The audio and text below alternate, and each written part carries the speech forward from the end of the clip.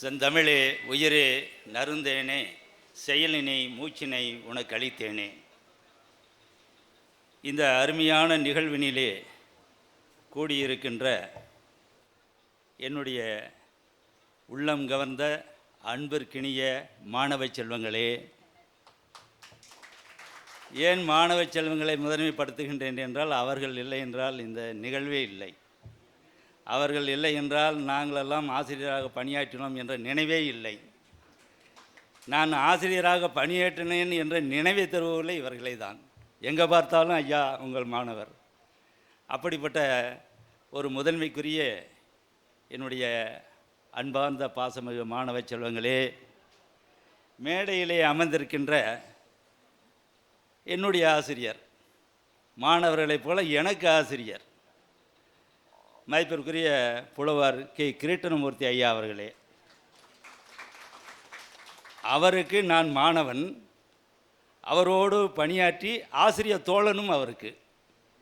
பணியாற்றிய காலத்தில் எங்கள் ஐயாவோடு தான் நான் இருப்பேன்.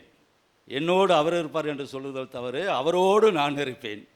எங்கு சென்றாலும் இலக்கிய கூட்டங்கள் மற்ற எல்லாம். அத்தகைய ஐயா அவர்கள் இன்னும் பல்லாண்டு 100 ஆண்டு வாழ வேண்டும் என்று இந்த நேரத்தில் கேட்டுக்கொண்டு, ஐயா அவர்களுக்கும் இங்கே மேடையிலே அமர்ந்திருக்கின்ற பள்ளப்பட்டி மேல்நிலைப்பள்ளியினுடைய தாளாளர், என்னுடைய மாணவ பருவத்தில் என்னுடைய நெருங்கிய நண்பர், ஒரே தெருவை சேர்ந்தவர்கள், அதையும் சொல்ல வேண்டும்.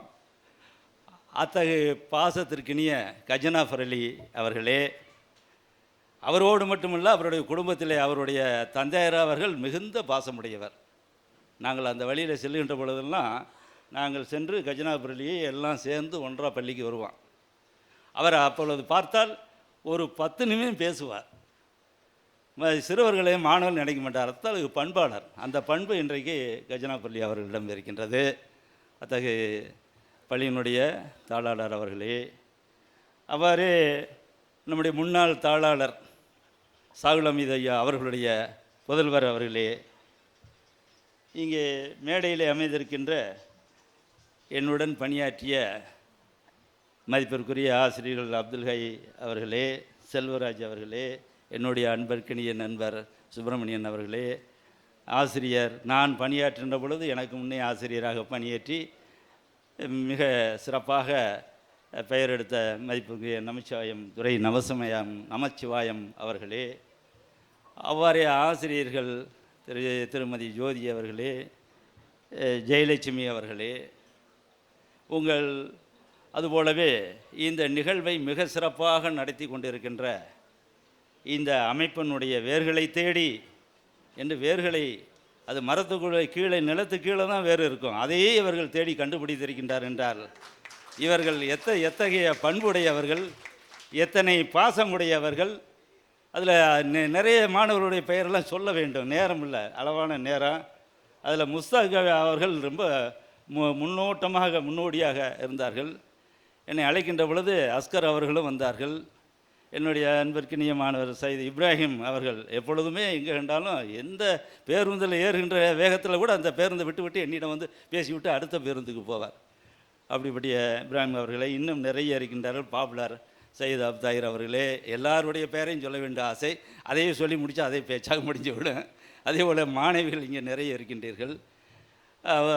இன்னும் எல்லாத்தையும் பார்க்க சொல்ல வேண்டும் என்ற ஆசை. ஆக காலங்கருதி உங்கள் அனைவருக்கும் என்னுடைய அன்பான பணிவான வணக்கத்தை தெரிவித்துக் கொண்டு, இத்தகைய ஒரு வாய்ப்பு கிடைத்தது வாழ்நாளிலே மிகப்பெரிய பேராக நான் கருதுகின்றேன். தமிழ்நாடு அரசனுடைய அமைச்சருடைய கையிலே 4 விருதுகள் நான் பெற்றவன், பெருமைக்காக சொல்லவில்லை. அந்த விருதுகளை பெற்ற மகிழ்ச்சியை விட இந்த விருது இங்கே இருக்கின்ற விழா எனக்கு பெரிய மகிழ்ச்சி தருகின்றது. ஏன்னா அது நம்முடைய திறமையை தமிழ் தொண்டுக்காக வழங்குகின்றார். இங்கே பாசத்தோடு உள்ளார்ந்த உணர்வோடு காண வேண்டும் என்று ஒரு ஆவலோடு இந்த நிகழ்ச்சியை நடத்தியிருப்பது, இது இயற்கையிலே அமைந்த ஒன்று. செயற்கையாக உழைப்பை தேடி மேர்களை தேடி அலைந்தார்கள், ஓடினார்கள், பாடினார்கள், எங்கெங்கே என்று அங்கே இங்கெல்லாம் எல்லாரையும் கண்டுபிடித்து கொண்டு வந்து இங்கே எல்லாத்தையும் அமரச் செய்தார்கள். இது ஒரு முயற்சி திருமணியாக்கு என்பது போல இருந்தாலும் இது இயற்கையிலேயே அமைந்திருக்கின்றது, அருமையாக அமைந்திருக்கின்றது. அப்படிப்பட்ட இந்த நிகழ்வுக்கு நாங்கள் தான் உங்களை எல்லாம் பாராட்ட வேண்டும். மாணவ செல்வங்க உங்களை எல்லாம் நாங்கள் தான் பாராட்ட வேண்டும். ஆசிரியர்களெல்லாம் எங்களை அவர்களையும் என்னோடு பணியாற்றியவர்களையும் இங்கே சந்திக்க வாய்ப்பு கொடுத்தீர்கள். உள்ளபடியே நிறைய பேச வேண்டும், ஆனால் இங்கே நேரம் இல்லை. ஒரே ஒரு இவருடைய மாணவர்களுடைய பாசத்திற்கு ஒரு நிகழ்ச்சியை மட்டும் கூறிக்கொண்டு நான் என்னுடைய உரையை நிறைவு செய்யலாம் என்று எண்ணுகின்றேன். ஒரு தொடக்கப்பள்ளி ஆசிரியை பெண் பிள்ளைகளை எல்லாம் அழைத்து கொண்டு ஒரு சுற்றுலா போகின்றார்கள். ஒரு அங்கே சோலைகள் எல்லாம் அருமையான சோலைகள், சோலை குயில் கூவி கொண்டு இருக்கும், கோலம் மிகுந்த மயில் ஆடிக்கொண்டு இருக்கும், கண்ணாடி போன்ற நீர் ஊற்றுக்கள் இருக்கும், பூக்கள் மணங்கமலும், பூக்கள் தோறும் சென்று தேனீக்கள் இருந்தபடி இன்னிசை பாடி கழிக்கும் என்று அழகான சோலை. இன்னும் நிறைய வர்ணனை இருக்குது. அப்படிப்பட்ட சோலையிலே ஆசிரியை அழைத்து செல்கின்றார். போகின்ற பொழுது ஒரு ஓடை குறுக்கிடுகின்றது. உடனே அந்த ஆசிரியை மாணவிகள் எல்லாம் என்னுடைய உயிர், இங்கே அழைத்து கொண்டவர்கள் அழைத்து கொண்டு எத்தனை பேரோ அத்தனை பேரையும் கொண்டு போய் பொறுப்பாக சேர்க்க வேண்டியது என்னுடைய கடமை. கடமைக்கு அது ஒரு உரிமை, அதை செய்தால்தான் எனக்கு கிடைக்கும் பெருமை என்ற நிலையிலே அந்த ஓடை கண்ட உடனே வரிசையாக செல்கின்ற மாணவர்களை அப்படியே நிறுத்தி இவர்கள் வேகமாக முன் சென்று அந்த ஓடையிலே காலடி எடுத்து வைத்து, எவ்வளோ ஆழம் இருக்கிறது, பிள்ளைகளெல்லாம் அடித்து கொண்டு போய்விடுமோ, இதை தெரிந்து தான் இவர்களை கடக்க செய்ய வேண்டும் என்று முயல்கின்றார். உடனே அங்கே இருந்த மாணவிகள் எல்லாம், அம்மா நீங்கள் செல்லக்கூடாது, அதை நாங்கள் தான் செய்ய வேண்டும், நீங்கள் செல்லக்கூடாது என்று 4-5 பேர் ஆசிரியை பின்னோக்கி இழுத்து சென்று விட்டார்கள். அந்த மாணவிகள் ஒவ்வொருவராக காலடி எடுத்து வைத்து கடந்து போகின்றார்கள். இது ஆழமான ஓடை இல்லை, அனைவரும் தாண்டி செல்லலாம் என்று எல்லோரும் தாண்டி வந்து இக்கரையிலிருந்து அக்கறைக்கு வந்தார்கள்.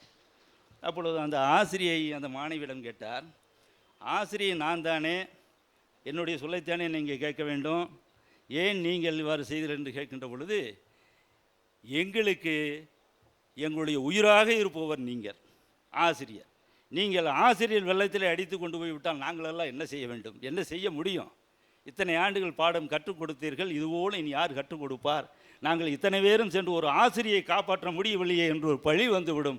எனவே நாங்கள் 40 மாணவர்கள் ஒருவர் இருவர் போனாலும் கூட கவலை இல்லை என்று அந்த பெண்மணி மாணவி ஆசிரியரிடம் சொன்னோன்னே ஆசிரியனுடைய கண்களில் பளபளபள என்று நீர் வழிந்தது.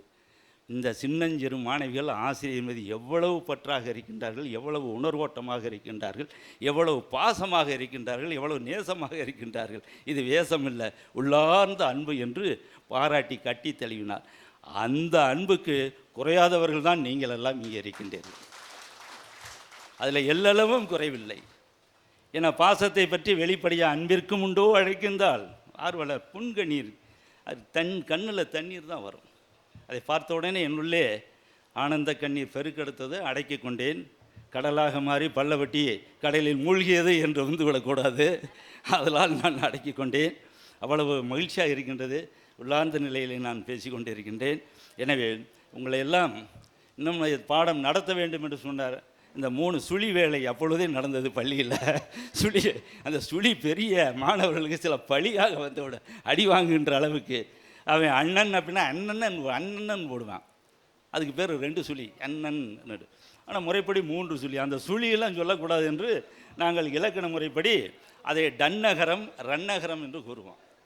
டானாவை அடுத்து வரக்கூடிய அந்த நானாவுக்கு பேர் டன்னகரம். டானாவை அடுத்து உண்ட, இண்ட, டா வருது, அதுக்கு முன்னாடி 3 சுழி வர வேண்டும். கண்டேன், டா வருது, 3 சுழி வர வேண்டும். பண்டு, டா வரிசையில் எந்த எழுத்து வந்தாலும் பண்டு, அண்டிய, இப்படியெல்லாம் வந்து அதற்கு எல்லாம் அந்த டாவை எடுத்து வந்தால் 3 சுழி போட வேண்டும். அதை சொல்லுகின்ற பொழுது நாக்கை மடித்து இன்னுன்னு சொல்லணும். அண்ணன் சொல்லக்கூடாது. அண்ணன்னா அத்தகையவன் என்று பொருள். அண்ணன் சொல்லணும். அண்ணன், அதுக்கு பேர் அன்னம். அன்னம்ங்கிறது நாக்கினுடைய மேல் வாய் பல்லுக்கு மேலே இருக்கிற இடத்துக்கு பேர் அன்னம்னா உயர்ந்தது. எனக்கு உயர்ந்தவன், முன்னே பிறந்தவன் அண்ணன். அப்போ அந்த இன்னு 3 சுழியாக போட வேண்டும். இந்த 2 சுழி எங்கே போடுறது அப்படின்னா ரகரம். ரகரம் என்பது கற்ற ரா வருதல்லவா, வல்லின ரா. அந்த ராவை அடுத்து வருகின்ற இடத்துலெல்லாம் 2 சுழி போடும். சென்ற, இன்றன்னு சொல்லக்கூடாது. சென்ற, ஒன்று ஒன்றுன்னு ஒன்று எண்ணிக்கையிலே முதல் எழுத்து ஒன்று. அந்த ஒன்றில் ஒன்று ரா வரிசையில் வருது. ரா ரா ரீ ரீ ரூ ஒன்று ரூ வருகின்ற பொழுது அங்கே 2 சுழி போட வேண்டும். இவ்வளவு தான். அதனால் நாங்கள் சுழின்னு கூட சொல்லக்கூடாது, டன்னகரம் ரன்னகரம் என்று சொல்ல வேண்டும் என்று நம்முடைய வகுப்பிலே சொல்லி இருந்தேன். இப்பொழுது அவர் நினைவுபடுத்தி பேசுவதற்கு வாய்ப்பளித்த அன்பார்ந்த அவருக்கு என்னுடைய நெஞ்சார்ந்த நன்றியை தெரிவித்துக் கொண்டு, நான் இறுதி வரை இன்னும் இருக்கின்ற காலங்களிலே இன்னும் ஒரு 3 நூல்கள் எழுத வேண்டும். யாப்பு விளக்கு என்ற ஒரு நூலை எழுதினேன். அது பல்கலைக்கழகங்கள் எல்லாம் பாட நூலாக இருக்கின்ற அளவுக்கு பலருக்கு தெரியாது. உங்களுக்கெல்லாம் நானே என்னுடைய பெருமையை நான் சொல்லிக் கொள்வது இல்லை. அவர் விரும்பி கேட்டால்தான். பிரான்ஸில் பன்னாட்டு தமிழ் உயர்கல்வி நிறுவனத்தினுடைய இயக்குனர் சச்சிதானந்தன் கரூர் வந்தார் ஒரு 3 ஆண்டுகளுக்கு முன்பு. இந்த யாப்பு நூலை கேள்விப்பட்டோன்னே நேராக வீட்டிற்கே வந்து விட்டார். வீட்டில் வந்து அவருடைய உதவியாளர் உட்கார்ந்து நான் வியந்து போய்விட்டேன். ஒரு பெரிய இயக்குனர், பன்னாட்டு கல்வி நிறுவனம், அதிலும் வெளிநாட்டிலேருந்து வந்திருக்கின்றார், பிரான்ஸிலேருந்து வந்திருக்கின்றார். என்ன செய்வதென்று தெரியலை. உட்கார்ந்து 4 மணி நேரம் பேசிவிட்டு அந்த நூல்களெல்லாம் வாங்கி கொண்டு, இது மிகச் சிறப்பாக இருக்குங்க, பார்த்தேன், இவ்வளோ அருமையான நூல், ஆனால் இந்த நூலை கொண்டு செல்வதற்கு எந்த வாய்ப்பும் இல்லாமல் இருக்கின்றது, பார்ப்போம் என்று பாராட்டு தெரிவித்து அவரை உணவு உண்ணுவதற்கு வேண்டிய ஏற்பாடுகள்லாம் செய்வதற்கு எதையுமே வேண்டாம், எல்லாம் அந்த நூலிலே இருக்கின்றது என்று சொல்லி பெற்று சென்றார். அப்படி இன்னும் நீங்கள் தமிழ் தொண்டு நிறைய ஆற்ற வேண்டும் என்று கூறினால், அந்த வகையில் இன்னும் நான் எழுத வேண்டிய நூல்கள் 5 நூல்கள் இருக்கின்றன. எனக்கு இயற்கை அளித்த வாழ்நாள் நீடித்து இருக்குமானால் நான் பல்லவட்டிக்கு பெருமை சேர்க்கும் வகையிலும் என்னுடைய மாணவர்களுக்கு பெருமை சேர்க்கும் வகையிலும் அந்த நூல்களை எல்லாம் நான் முடித்து விடுவேன் என்று இந்த நேரத்தில் தெரிவித்துக்கொண்டு, என்னுடைய ஐயா தமிழையா அவர்கள் அந்த நிலையிலும் சென்ற ஒரு 10 மாதங்களுக்கு முன்பு வீட்டுக்கு வந்தார். வந்து என்னுடைய நிலையை நன்கு உணர்ந்தவர். அவர் சொல்லியதை நான் சொல்லக்கூடாது இருந்தும் சொன்னார், தம்பி நீ என்னுடைய மாணவர், ஆனால் சில கேள்விகள் கேட்பேன், அப்போ நீ தான் ஆசிரியர் என்பார். ஐயா அவர்கள் சொல்லிவிட்டு, திருக்குறள் பாவன தேவநேய பாவனர் எழுதிய ஒரு அருமையான நூல், அந்த ஒரு நூல் இது உன் கையில் இருக்க வேண்டும். கம்பராமாயணம் 10,366 பாடல்களை கொண்டது. மூலம் படித்தால் பிறருக்கு அது பொருளே புரியாது. அப்படிப்பட்ட அருமையான ஒரு நூல், அந்த ஒரு நூல்.